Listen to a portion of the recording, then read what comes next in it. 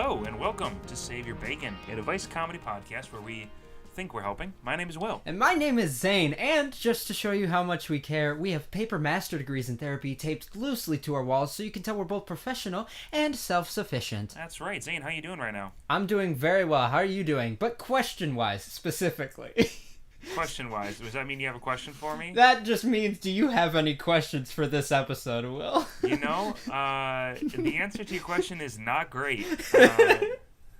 On my end, I don't have any questions, and so we have dedicated this episode to being a field day for Zane. If you could see him right now, he's doing a dance over FaceTime, and he is just elated to both embarrass me for not having any questions and also to be able to just ask all the questions in the world that he wants to. So let's get to it. I don't think there's any problem with you not having questions. I'm just excited because I get to read all of my questions right now. I have such a good friend in Zane. All right, hit us up. You sorry? Okay.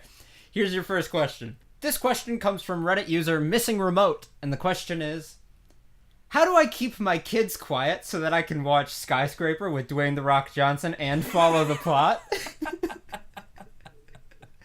How do I keep those dang kids quiet for once? I got D "The Rock" G, G for Johnson over here. G for Johnson. Yeah, D "The Rock" G over here jumping skyscraper to skyscraper. Probably, I don't know how the movie goes. I couldn't follow the plot. I couldn't shut my own kids up. But now now he wants to watch the movie, follow the plot, but he's got to keep the dang kids quiet so that he can follow the plot. How do you do this? What are your best methods for keeping children quiet? My best methods is not having them. I wake up and I'm happy a very good preventative cycle for having your kids be very quiet. Now, Missing Remote, I don't know if you're past the stage where you cannot have kids yet or not. if you can just not have kids altogether, that's your best bet for sure. Then you can watch all Fast and Furious movies, all of Rampage, all of Skyscraper, as much as you want, the new Jumanji, whatever you want. The old football film with Madison Pettit or whatever in it, that he looks after the little girl when he's a football player. All of Rock's movies, even the episode where he was in Hannah Montana, you can watch it all and then just enjoy it and follow the plot super well. He was in Hannah Montana? He was in an episode of Hannah Montana, yeah. There were a lot of people that was... yeah, it's sometimes I get mixed up if they were in an episode of Hannah Montana or Sweet Life of Zach and Cody. You forget which one is Hannah Montana, which one is Dwayne "The Rock" Johnson. Yeah, it's the wig, man. It throws me off it's the wig. When she takes it off, I just can't tell whether it's D "The Rock" G or Hanny. Hanny "The Rock" Montanny. Yeah, Hanny "The Rock" Montanny. New title. That was easy. Well, first off, go ahead. This is another method if you really want. You're in luck that you're listening to our podcast right now and that you sent this question to us on purpose and we didn't just happen upon it. I can really quickly give you a rundown of Skyscraper's plot. And we can just tell you here so that as you listen to this podcast, you can just get the plot directly, spoilers intact, and then call it good. All right, so D "The Rock" G. It's all about a seemingly ideal day turns disastrous when San Andreas' fault triggers a devastating magnitude 9 earthquake, the largest in recorded history. As Earth cracks open, buildings start to crumble. That, presumably the skyscraper. D "The Rock" G goes on a search and rescue helicopter pilot mission. I'm sorry, this is the movie San Andreas. Wait, are you serious? Yep. Let me just move on to actually Skyscraper. Global icon D "The Rock" G headlines this action adventure as a man who keeps people at a distance but shares an unshakable bond with George, the extraordinarily talented, incredibly rare albino silverback gorilla. I'm sorry. I'm sorry, this is the movie Rampage. I can't tell what's real and what's not because I don't know the plot for Skyscraper. Let me just start over and actually tell you the plot of the movie Skyscraper. Okay. With Dom and Letty married, Brian and Mia retired, and the rest of the crew exonerated, the globe-trotting team has found some semblance of a normal life. They soon face an unexpected challenge when a mysterious woman named Cypher forces Dom to betray them all. Now, they must unite... This is not Skyscraper. How do you know? They must unite to bring home the This is man not who made the Skyscraper. family and stop Cypher from unleashing their chaos. You're right. My bad. That was the fate of the Furious. Oh my gosh. Let me just move on really quick to, okay, this is Skyscraper. So as an LAFD search and rescue helicopter pilot, my bad, that's San Andreas again. Oh my goodness. I was just about to say, you did me 4 times. I'm going to be so mad. To accumulate all the knowledge that we've just learned, Skyscraper is about somebody's trapped in this skyscraper. So D the Rock G and his pet gorilla man climb up the skyscraper to get in there, but oh no, San Andreas' fault is cracking. So they're falling into the skyscraper. Thankfully, a herd of cars are coming down the road really quickly. Ka-chow, says Vin Diesel in his whatever car he drives in the Fast and the Furious movies.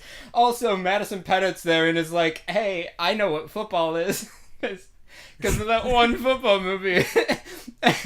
And in the end, they all look at you dead in the camera and say, it's all San Andreas' fault, and they cut the credits. And then at the end, when they get out of the skyscraper and D the Rock G saves the day, he says, I'm not actually D the Rock G. He takes off the wig and says, I'm actually Hanny the Rock Montanny. Hanny the Rock Montanny. I have learned through the household that I live in, the most creative solution to kids having to get through kids during things you don't want to have to get through, and that's Benadryl. Benadryl is your best friend to just hand out like candy to the kids and let them just snooze away whatever you need to get through. You could put the Benadryl in candy. You could just tell them it's Benadryl, and when they say, what is that? You could just say, try it, candy. And figure it out. It's just candy. Benadryl is candy. You can teach them from an early age that Benadryl is candy. And they say, Mom, I'm sick. And they say, okay, here's your candy. And you go away. Yeah, there you go. I have allergies. Here's your candy. Here's your soup candy. On Halloween, they go around trick or treat. Here's your candy. Where's my Benadryl? Says the Where's kid. my Benadryl? Do you guys have any Benadryls in this? Yeah, I see there's a lot of good stuff in this bowl here. And it says, you said take 2. But could I just take 1 Benadryl? Please, do you have any Benadryl? What are you feeding your kids? Candy. Where's my Benadryl, lady? Give me... I really have a sweet tooth today. Oh, really? May I help with that? Sure. Can you get me some Benadryl? No, I can't. Sorry. That's a sin against mankind. Yeah, okay. That's all I thought of, because I think that's a genius way to get through the things you don't want to get through with children. I like the idea of skewering and re-stitching together all these different Dwayne The Rock G movies in order to make one very interesting movie that might actually catch your children's attention. Or you can just tell them it's a documentary about when you were... just what life was like when you were a kid. Mm-hmm. You can say, hey, if you look closely, at minute 39, 54, and 112, you can see me in the background because this is a documentary of my life. And if you look also really close, Dwayne turns into a rock for like three whole frames. Whoa. Like when he's jumping from something to something, it's just a rock flowing across the screen. Yeah, you just don't notice it because it's not that different. Yeah. You know, it doesn't, it's sort of Dwayne shaped. He does resemble a rather large boulder. Yeah, he's kind of a boulder. Yeah, I wonder where that comes from. Okay, sounds good. I hope we helped. Yeah. Could you imagine if he was a boulder, if people just started calling him Dwayne the Boulder Jolder? Dwayne the Boulder Jolder. Dwayne Jolder. Dwayne Jolder. Dwayne Jolder. My name's Dwayne Jolder. I'm here for the part of Hanny Montanny. Hanny Montanny. Dwayne Hanny Montanny. Okay, sounds good. I hope that helps. Zane, do you have another question for me? Of course I do. Cool. Sounds good. Okay, this question comes from Lupus Boulevard, and the question is it hard to get out of a hunter's net trap? There's context.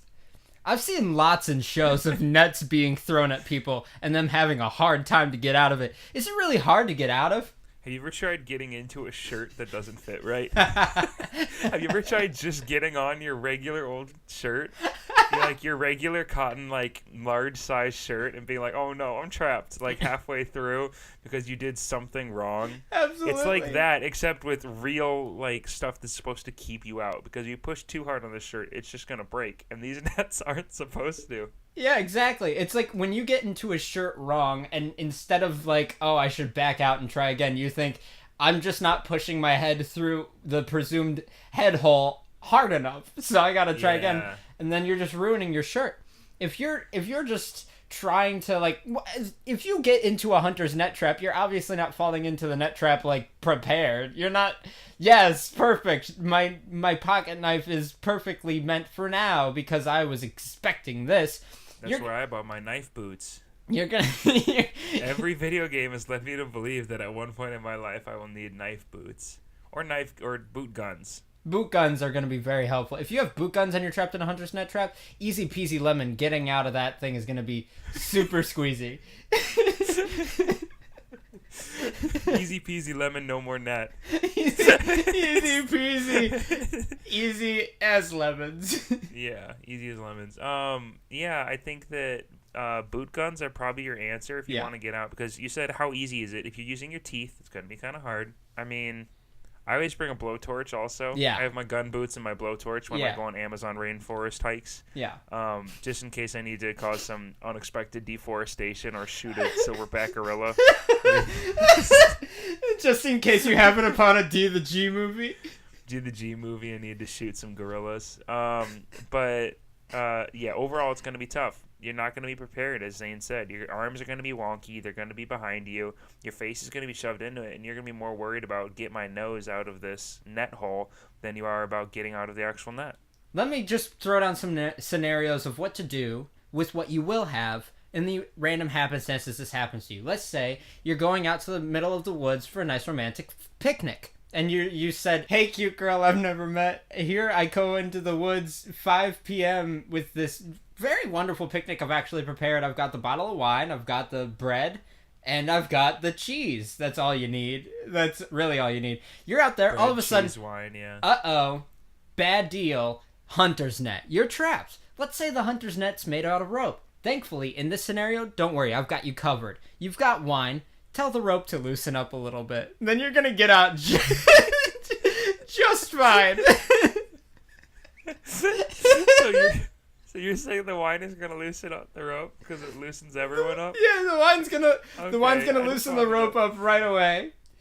Yeah, I'm walking through the woods. Mm-hmm. You're setting up. You're preparing it. You're setting it down. Mm-hmm. But you go and you set it down right on this dang net. And my loaf of Wonder Bread and my Kraft singles all go in the air. My cheer wine is flying, and maybe you should bring a glass bottle with you in some way, because then it'll break as it's going up, and it will slice you open, but it will cut the net as well.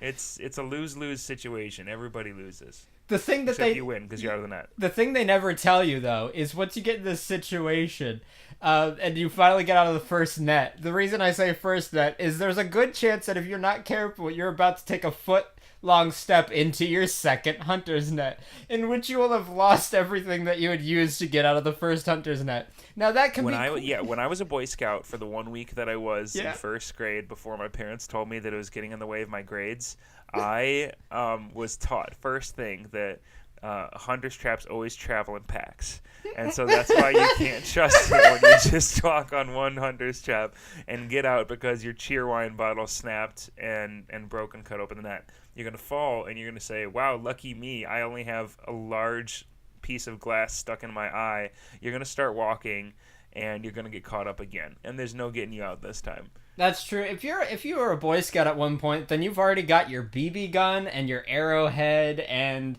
your sugar cubes on you at all times. So you're ready. And also, were you a Boy Scout, Zane? Yeah, I was a Boy Scout for years. Now, the thing that you're also going to have on you is not your pocket knife, but the soap that you continuously cut into a shape with your pocket knife.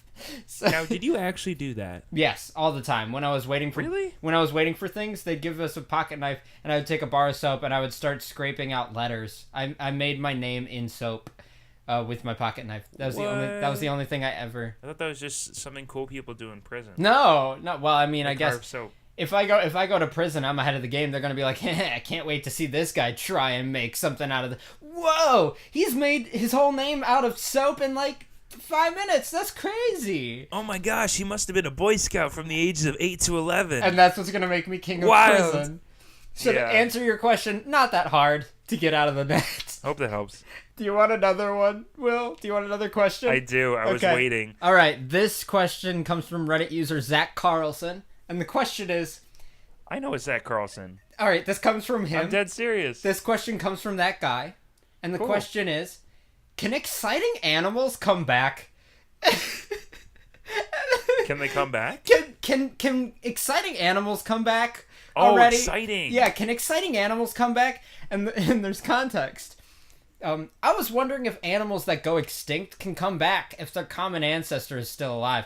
For example... Just to, like, fight it out in an arena, you know? If humans went extinct, is it possible that another offshoot of monkeys could lead us to having humans again? When I think of fun animals, I always think of mammoths and just larger chickens in general. Question. Yeah. I didn't expect you to say... I hear chickens are just relatives of dinosaurs, so I just imagine they were just bigger chickens. Yeah. Just chickens, but like 3 feet tall instead. What came first, the dinosaur or the larger chicken? Or the larger chicken. That's a good question. Can we get larger chicken back already? I want larger chicken on my big plate. Can we get something exciting? What are you thinking, Billy? I'm thinking larger chicken. Just what do you want it back for? Are you just gonna be like, you want dodos back so you can be like, whoa, that's alive? Is that it? There it is. Kiwi. Just like, okay, here's the thing. Whoa, just like the food. And I don't mean to pull this card, but there's a good chance you have not seen 10% of all the animals that there are to see. You've maybe seen about 5% of them, and half of that is because of your local zoo. But otherwise... you've really seen nothing. You don't know. There could be an exciting animal out there. Have you ever heard of the cuttlefish? That's exciting. That's pretty. Just saying. Yeah. Have you heard of the normal-sized chicken? I heard that it once came from a larger chicken. Those are good, too, and their ancestry goes back to larger chickens. And maybe other dinosaurs. We're still not sure. The jury is still out. Now I want to know, very specifically, Zach Carlson, did you want to bring back the larger chicken just so you could have larger egg? Okay, so Zane, if you had a woolly mammoth, what would you do with that woolly mammoth you would not have done with an elephant that just didn't stink as bad? Because it has a lot more fur. I would sleep within its hair. I would get lost. Greasy, animal-filled, bug-ridden. Oh, you make it sound like I don't shower my woolly mammoth. You shower your woolly mammoth take care in the of mine. ocean, I suppose. Yeah. You take a garden hose, and by the time you get done washing one side, the other side will be dirty. If you could have an extinct animal back right now, which one would it be? Sabertooth Tiger. Yeah? What would you do? That was an impulse. I'm sorry. Yeah, are you... all right, yeah. Well, all right, quick. Now the Sabertooth... I would never leave my home. No. Now the Sabertooth Tiger is back. How do you survive? It's not a question you of brought how this to have upon fun. yourself. It's me never leaving my house and living on the 14th floor of any building. Hopefully not Just the so they can't skyscraper that jump. D the Rock G has to take care of later. Me and my silverback gorilla live there. We share a suite. Oh no, you brought back... Oh no, the skyscraper's collapsing, and the worry is not that you're gonna fall to your death. The worry is that if you survive the fall, you will now be an injured boy on the ground, surrounded by the now existing Sabertooth Tiger. And as I'm getting eaten up, I'll just say, it's San Andreas' fault, and, I would have the passenger pigeon come back. The passenger pigeon? The one that takes the notes to and from places. That's not a real thing. You're kidding. No, that used to be a thing. Do you remember people used to send note via carrier pigeon? I'm pretty sure that's only in fantasy novels. No, this is a real thing. And then they went extinct. Are you kidding? All right, passenger pigeons, get this, could fly as fast as 60 miles an hour. What in the world? They took hours to pass over a single spot, darkening the firmament and rendering normal conversation inaudible. I think you're still lying, and I think that I'm not trying to pull a birds aren't real thing here, but this one isn't. Hey, do you want a fourth question from me? I do want another question. All right, here we go. This question is from TDKG on Reddit, and this question is, why do I get attached to my Roomba? And there's context. Today I was going to the Reest room, and it's supposed to say restroom, but it definitely says Reest room, and I accidentally stepped on my Roomba, and I felt sad. Why is that?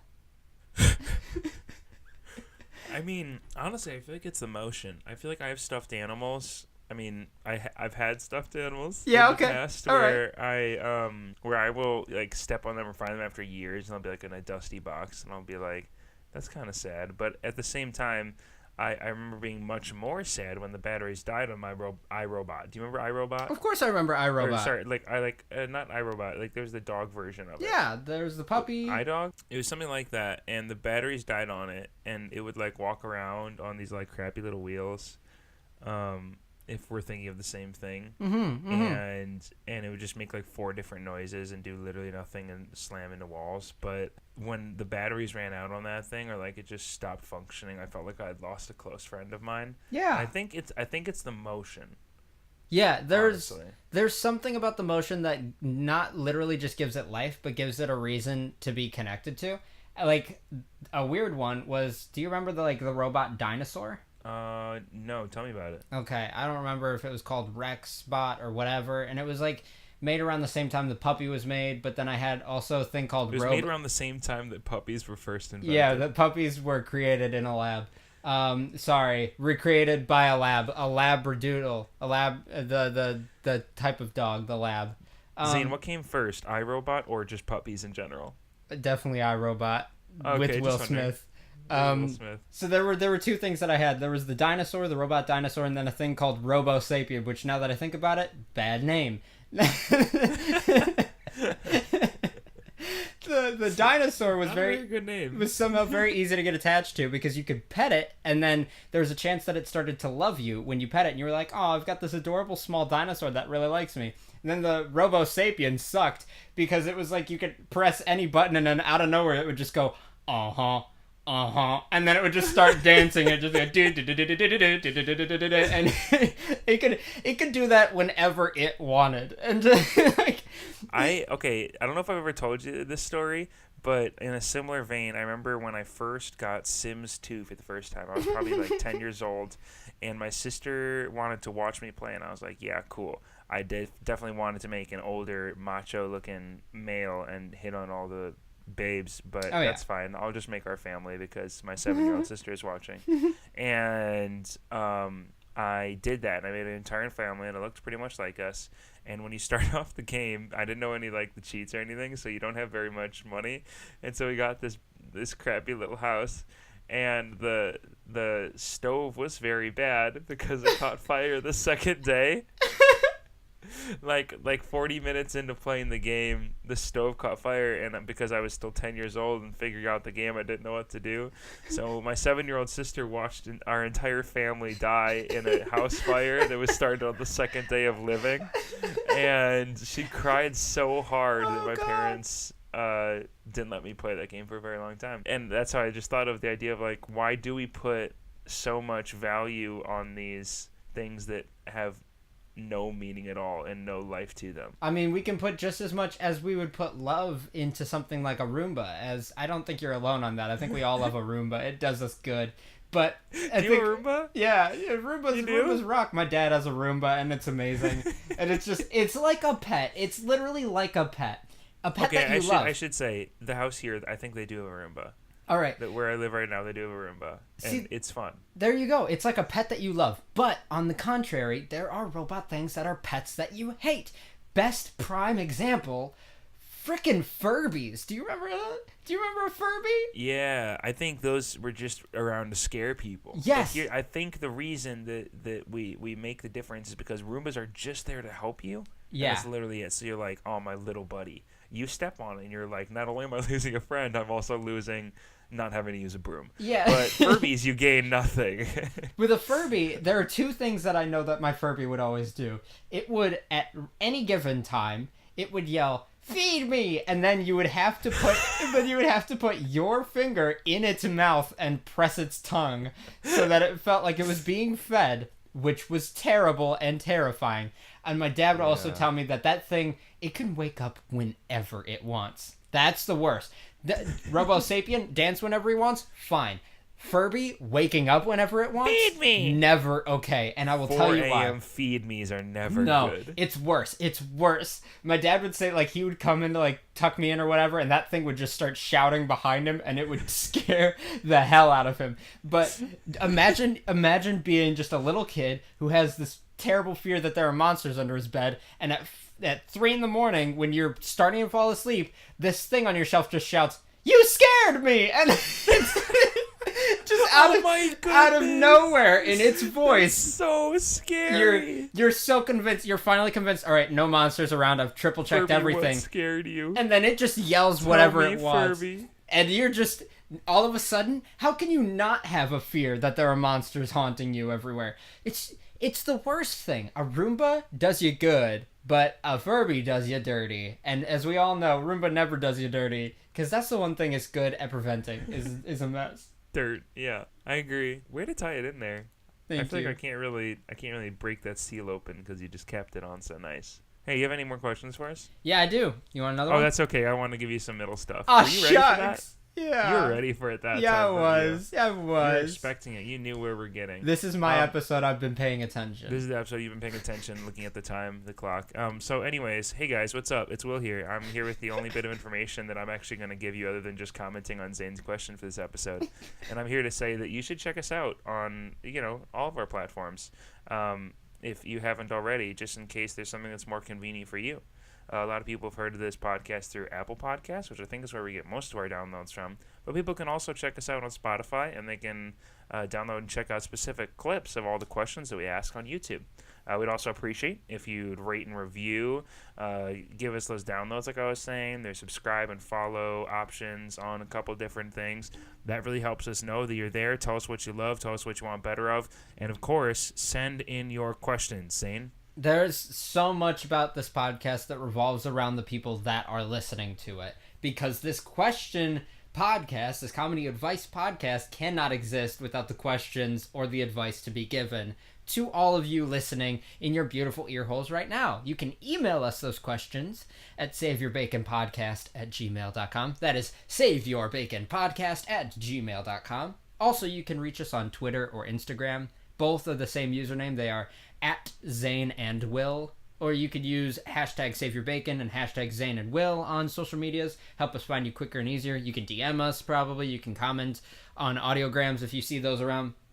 Emailing us is by far the easiest thing, though, because we'll for sure see it. It'll come right to us. If you wanted to use the subject, just like question or whatever your question is, whatever it is, we'll figure it out. We'll read it, and you'll be a part of it, and we'll all have a great time together. Because, guys, each week we can see that the audience is growing. We can see your questions. We can see any piece of feedback that you give us, and it's wonderful to know that you guys are there, because that just means that the podcast is not only fun for us, but it's fun for you guys, which is a whole huge part of the entire thing that we're doing, is trying to not just entertain ourselves, but we're trying to entertain all of you. Entertain your questions, entertain your thoughts, entertain your minds at 6 a.m. when all you have to look forward to is just work. But hey, you're going to get a paycheck at the end of the day, and at the beginning of the day, you get to listen to us talk about Roombas. All right, and D the Rock G. That's really how your morning should start off, is with a little D, maybe some rock, and a little G. All right. Yeah. Thank you, Zane. Will, do you want another question? I would love more questions from There you. you go. All right. This question comes from Reddit user I dropped my throwaway. Oh, God. What? A throwaway is an account that you don't want people to know what you are. All right. The question is... Oh, it's the question, not the user. Okay, got it. No, Go yeah. ahead. The question is, would a person be in I'm trouble... going to stop interrupting you officially, okay? Okay. Okay, go ahead. The question is, would a person be in trouble if they dropped their baby? Oh, no. This, keep in I mind, get comes it. from I dropped my throwaway. Would you get in trouble There's a if you comment. dropped your Wait, there's baby? context. And it says, as the title states, would someone, in quotes, be in any legal, in quotes, trouble if they, in quotes, were to drop, in quotes, their, in quotes, baby? Okay, the more Is quotes it- that happen, the more confused I got. Is it illegal to be clumsy? Asking for a friend. Okay, so I think you nailed it on the head. Okay. We should be a like judge show. We should be legal advice at this point with how many questions like that we get.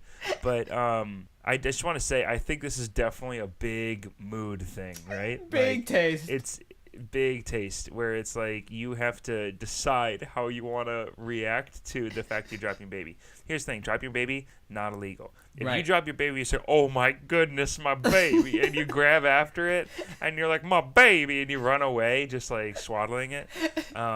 You're okay. I think this person might be looking for an out in some way, which is not good, but it's definitely a mood thing because, like I said, if you just were like embarrassed and just like caring for the baby, yeah, you're good. But if you're just staring a person in the eyes and having a conversation with them, and you just slowly drop the baby out of your arms and keep on having the conversation with them as it hits the floor, you might get arrested. I think that actually might be, and it's really just how you respond to it, which is the weirdest, truest thing. I think if you're the hard hitting question though is you're asking, is it illegal to be clumsy? I think the real question you should be asking yourself right now is your friend a police officer? Is your friend as a cop dropping their baby and now having this internal dilemma of, do I arrest myself or do I pick up my baby? Like, it's one of those big dilemmas of not just, was there or was there not a cop around? I am a cop. I am around. I saw the whole thing unravel. What do I do next? Yeah, and I think the idea of like if you act embarrassed, then people will be like, "Oh, it's okay. You dropped your baby." So, Zane, is it illegal to be a bad actor? Wait. Yes, that's fair. Yes, absolutely. Yep. Throw them all in jail. In this case, it would literally be illegal to be a bad actor. I've got a great idea. Start carrying around a pocket full of powder, just white powder, and every time you drop your baby, because I assume it's going to happen often enough that you're asking, because you said, is it illegal to be clumsy? You're not just saying this because it happened once. You're saying this could happen multiple times. Every time you drop your baby, just throw out just a little bit of powder and you say, "Darn flower baby," and you just say, "Sorry, it's for class." And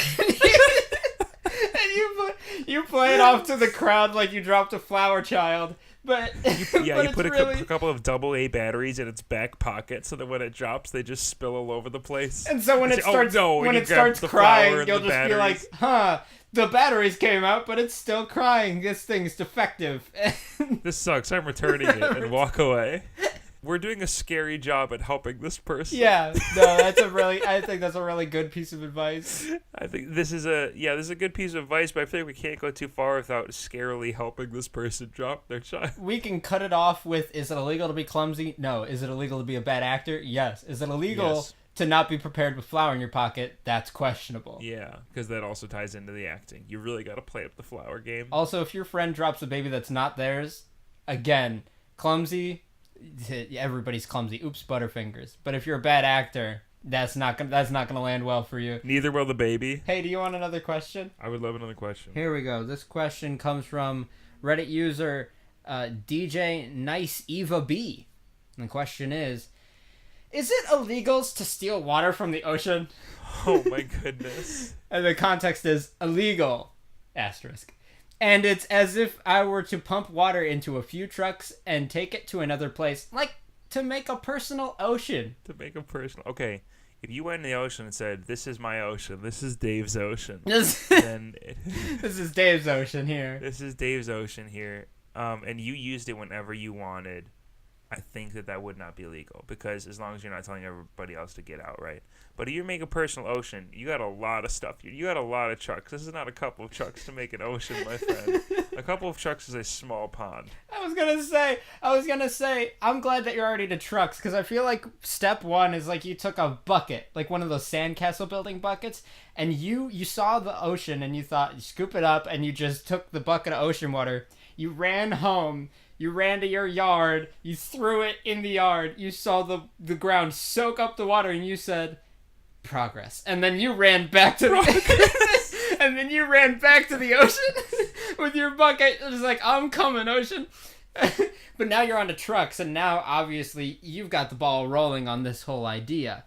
There was something you mentioned that I'm curious about. if you're in the ocean and you just accumulate this amount of water around you and you just say that from here to here, arm span, this is my ocean, is that okay? Is that okay? Yeah. I mean, I definitely think that if you're actually stealing water, it definitely depends on how much you're stealing, right? Right. Because if you show up with a cement truck with a big vacuum hose on the other end Mm-hmm. that just kind of sucks up water while other people are beaching, then I think that some lifeguard is going to have a strongly worded, talk with you. But I don't know why, because there's plenty. Yeah, How I much water mean, do you go through? you could probably just get away with saying you're just trying to clean the ocean and that you're just I'm going to take it.